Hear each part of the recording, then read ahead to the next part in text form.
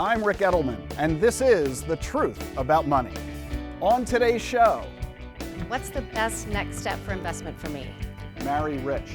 Don't try to get rich quick. Good luck if you do. Sometimes you can hit. All you need to do is answer one simple question. Who is it that you want to receive your stuff? That's all coming up right here, right now. Stay with us for The Truth About Money.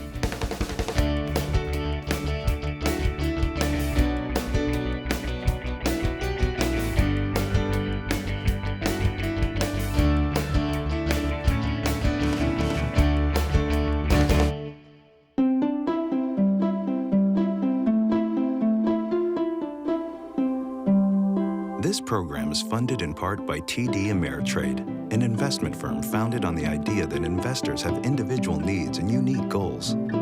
TD Ameritrade supports them with guidance, education, and a wide range of investment solutions. TD Ameritrade, committed to investors, independent registered investment advisors, and their success. You have insurance, don't you? I bet you do. But do you have umbrella liability insurance? Do you even know what that is? Well, as evidence from our conversations with people out on the street, not too many folks understand what it is. Umbrella liability insurance is, casting a really wide net and hoping that something falls in that you've covered. Umbrella something that something that will cover you if your actual insurance doesn't cover you. Umbrella liability insurance is, I don't know, I've heard of it, I don't really know what it is exactly. Umbrella liability insurance is awesome. You know, I'm not at all surprised to see so much confusion and uncertainty about umbrella liability insurance. But you know, we live in a world now where you can get sued for serving coffee that's too hot. In a world like that, you need to protect your money, and that's what umbrella liability insurance does. It's an insurance policy that covers you for pretty much anything that might go wrong. It covers you completely, you know, just like an umbrella covers you completely. Get it? That's why it gets its name.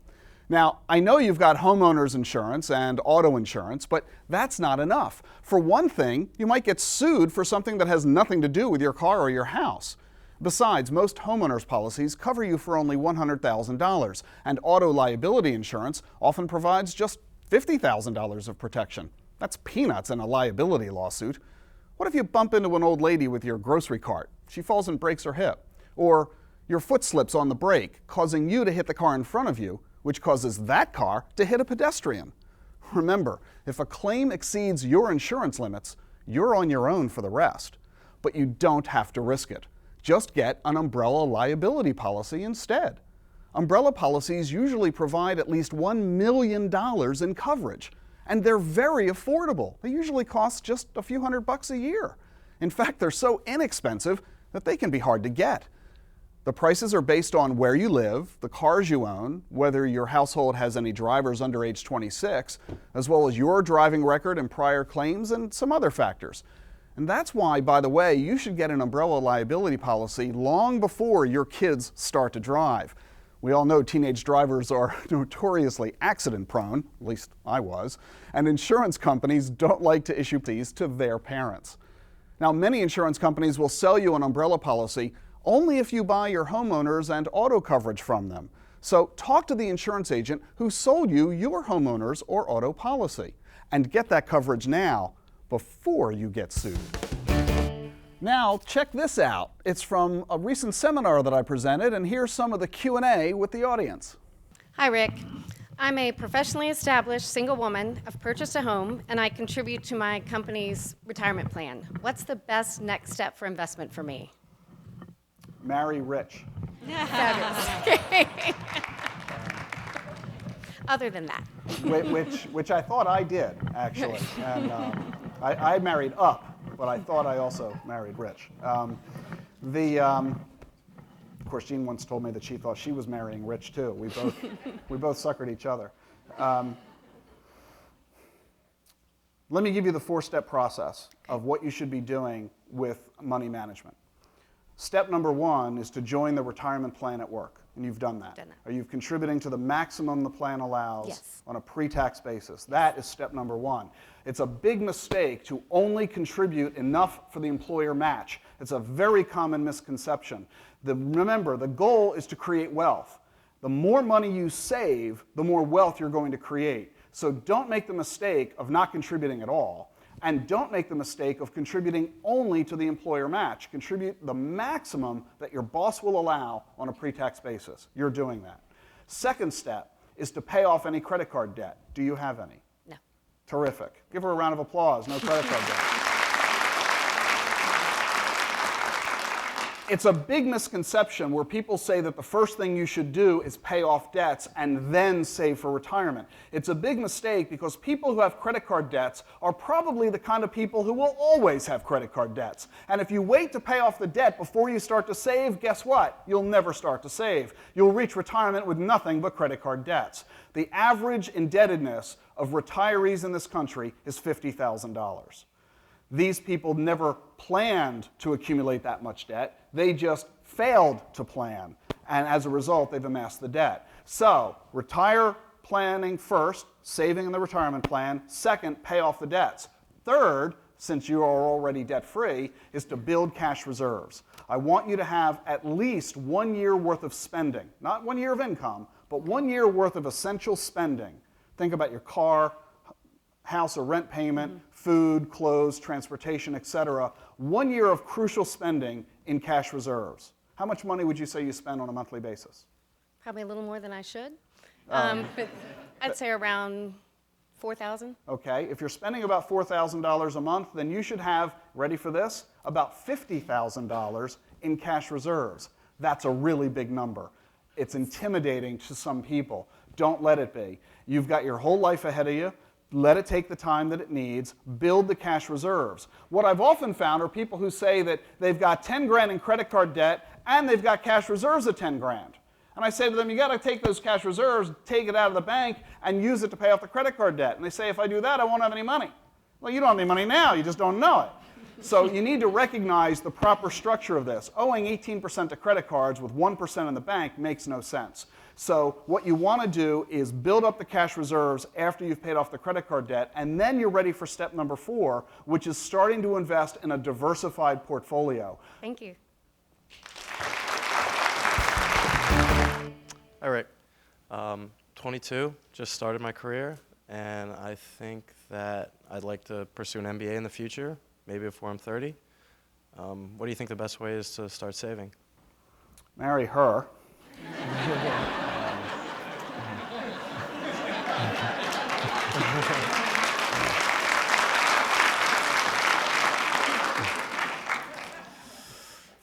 Are you assuming when you get your MBA you're going to have to quit work? You mean your employer won't pay for your degree? I'm not sure about that yet. Does your employer offer such a program currently? Not that I know of. Okay, some employers do, so it's worth investigating that option because in a great many fields, they will pay for you to get your MBA. They will simply require you to stay with the employer for X number of years following your attainment of the degree. Well worth it in a lot of cases, considering that an MBA is $150,000 on average in this country. What you need to be doing is focusing very heavily on that because you're going to have two big problems when you go to get your MBA. Number one, you're going to spend 6 figures. And you're going to eliminate your current income. So not only are you spending a lot of money, you're not earning any money, and you're stealing away 2 to 3 years of retirement savings potential. Because for as long as you're not working, that's that number of years that you're not contributing to a 401k at work. And when you double dip those two factors together, the ultimate long-term impact on your future wealth is massive, which is why you've got to be sure that the MBA is going to result in you getting career success that will more than compensate for what you would have had you not gone the MBA route. So you really have to do a lot of soul searching of what do you want to do with your career? What is the MBA going to enable you to do that the absence of an MBA prohibits you from doing? And so that you can truly determine whether that investment of both time and money is truly worth it. Assuming that you make the decision to go forward with it, you need to be reducing as many expenses as possible right now to build up as much cash as possible to foot that bill. Talk with your parents or other relatives to see if the possibility of moving in with someone else rent-free is a possibility. Again, do what it takes to minimize the expenses because it will really help you pay off in the future. Mm-hmm. Are there any investments you'd suggest? Other than lottery tickets, the most effective thing that you can do is really to put the money in bank accounts because you're going to be spending it in a very short period of time. And I don't like the idea of buying investments that are volatile because you might lose money just at the moment you need to pay a tuition bill. So although bank accounts pay terribly low rates of interest, the money is safe and available, and that's what really counts. Okay, great. Thank you. How knowledgeable are you about personal finance? Ready to take my quiz? Here is this week's Truth About Money quiz. When interest rates go up, bond prices stay the same, go up, go down. It's unpredictable.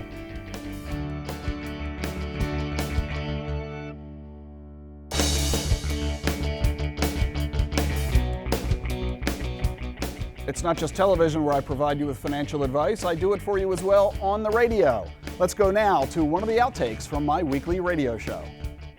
Let's jump right out to the telephone, shall we? We're heading off to Framingham, Massachusetts. Marcia, welcome to the Ric Edelman Show. Good morning. How are you? Good, thank you.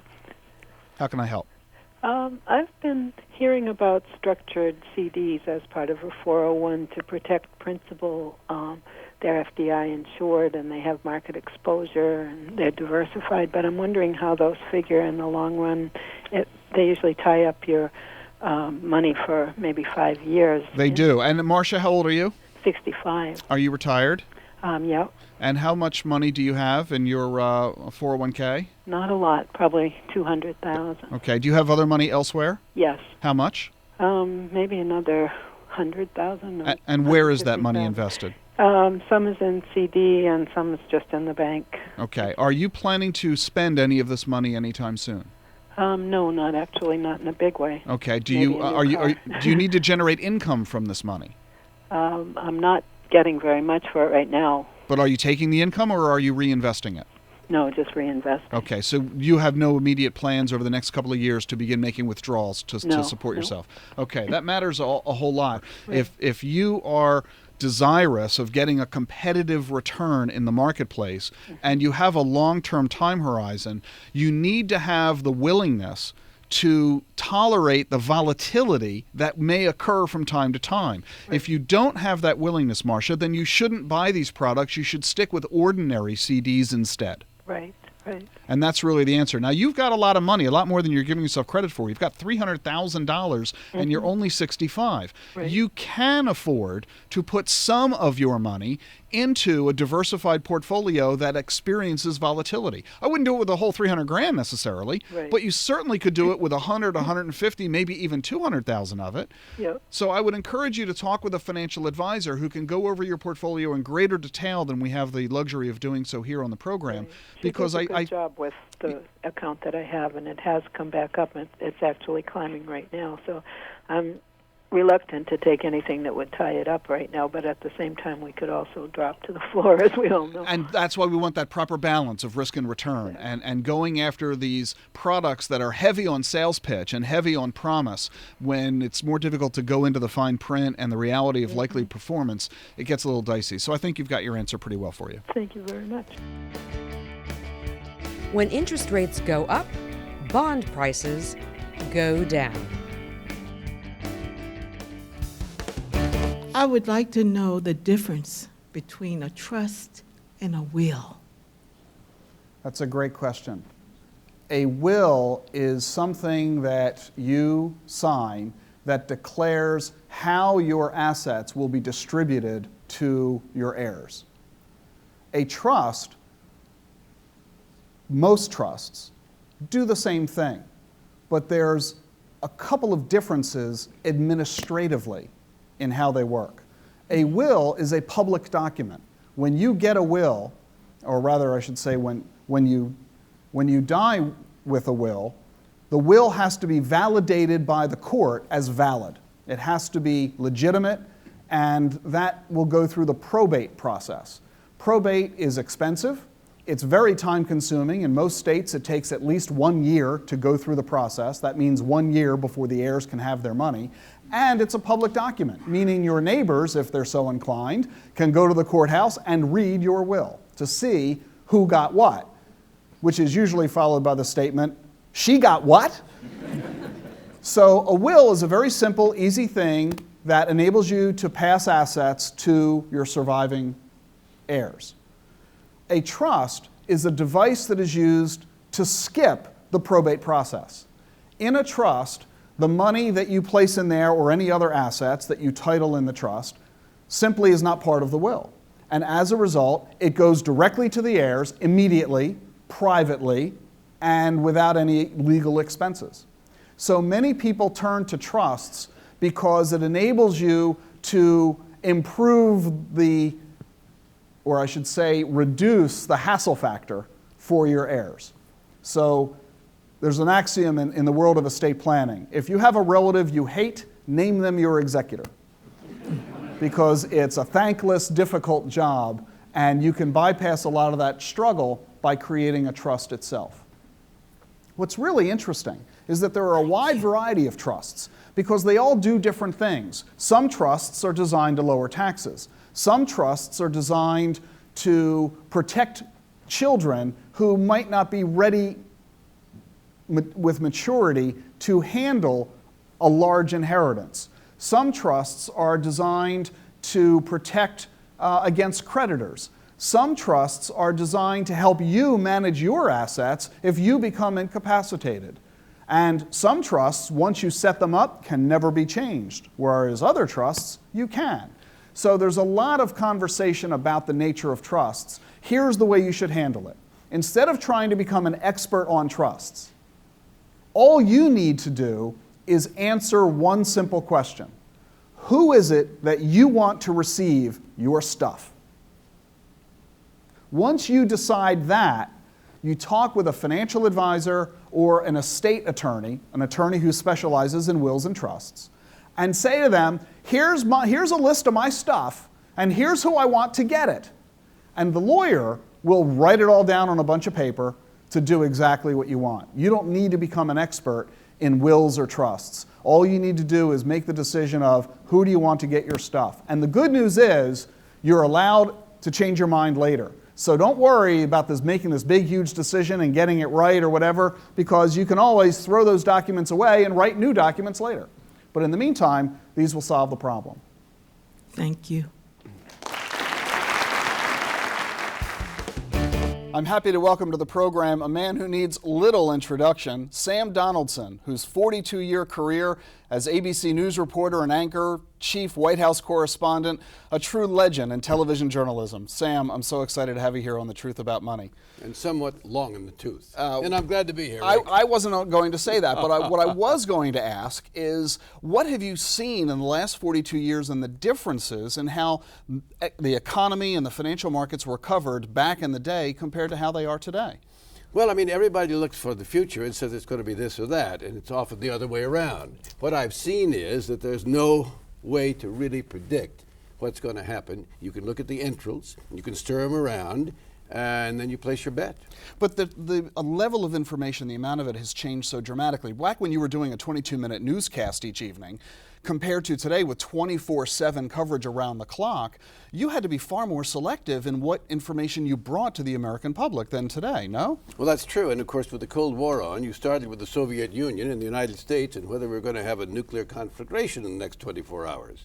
You got to the weather and you got to the sports, and the money news consisted of maybe what the market had done that day and maybe not, and maybe there was a big collapse or somebody had tripled their share price by coming out with some new device, and that was it. Is there more interest today? Is that why we're seeing the explosion of entire cable news networks devoted to money and such a proliferation of financial magazines and such?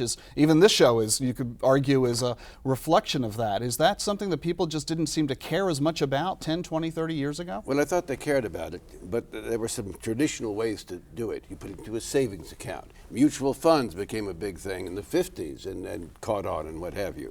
You had a retirement fund of some sort. Maybe you had a pension if you worked for a company that was going to have a pension. Fewer and fewer of those companies exist today. But people lived in the sense of not saying, I'm going to get rich tomorrow and I'm going to become a millionaire. They simply led their lives and they retired. So how does that compare to the level of information that is now available? What I've often referred to is not so much financial information, but financial noise. How do we differentiate between the two?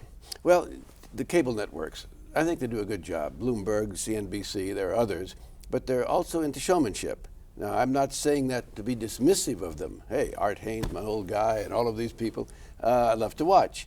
If they were just sitting there giving us dry information from all of the 10Ks, we wouldn't watch. We would read Financial Times for that. So there's a certain amount of that, and I think this could mislead people. Everything seems to be a breaking alert these days. That's right, it's breaking alert, and if Joe gets into that mood there, you know, hey. We're going to report on the news even when there isn't any. That's true. So what advice do you give then to consumers? You're, in addition to being a journalist and an investor, you're also a consumer. You digest the information that you get from the media as well. So how do you respond? How does Sam Donaldson manage his money in the face of this onslaught of 24/7 information? I try to look at the fundamentals. Not Bernard Baruch. I don't look at it to that extent. One of the old great investors who made a lot of money by going out in the country at the time when all you could do was go on a railroad and look at the plant itself. And then I just put the money there and I let it stay. My advice is don't try to get rich quick. Good luck if you do. Sometimes you can hit. Well, isn't that the difference? A lot of people confuse investing with speculating. Well, yes, because we all read the stories or hear the stories about someone who just, you know, it's almost like going to Las Vegas. But all too often, those stories turn out to be either fictitious or half-truths. Everybody loves to talk about their winners. Nobody ever seems to talk about their losers. I used to talk about my losers. But they became too many and you got tired of talking exactly about them? Right. I mean, the things that I did was wrong. If I had followed some rules that I think I know now, we've been talking about, I'd be much better off. Well, one of the things that I'm enjoying so much about our conversation is because I've talked with you on your radio show, and so I get to turn the tide. So I don't want to end this conversation without asking you to share one of your favorite stories. You've walked with presidents, you've been around royalty, you have seen it all. Share with us one of your favorite stories. Well, Ronald Reagan was the president that was most enjoyable to cover. I'm careful not to say, do I like this policy or that policy, although I like him in the sense of who he was. And the stories are legion about him. He said what he thought, usually. There was no guile in him, usually. And the things that he would say, though, after a news conference, his staff would run around and say, well, the president clearly didn't mean that. So I'll tell you one of my favorite stories about him. One time at a press conference in his first 2 years, he was in a big recession. As you remember, the Fed was wringing out inflation the old-fashioned way by jacking up interest rates. The unemployment rate went up to 10.8%. Ronald Reagan's public approval, according to George Gallup, was 37%. Barack Obama's much higher today. And so I got up at his news conference one time at the East Room, and in those days television covered all these, lots of people watched. I pulled myself up to my full pomposity and said, Mr. President, tonight you blame this continuing recession on Congress and the mistakes of the past. Doesn't any of the blame belong to you? Yes, he said. For many years, I was a Democrat. Da-da-da-da-da-da. Sam Donaldson, thank you so much for being here. I enjoyed it, Rick. Pleasure.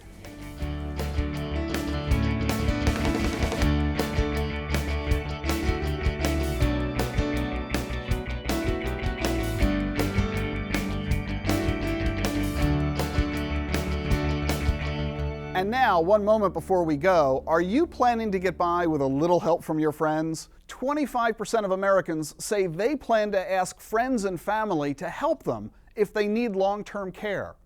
Do you really want to rely on friends to help you with bathing, eating, and going to the bathroom? Here's a better idea. Get long-term care insurance, and get it now, because the younger you are when you get it, the cheaper it is. And that's the truth about money. I'm Ric Edelman. Thanks for watching.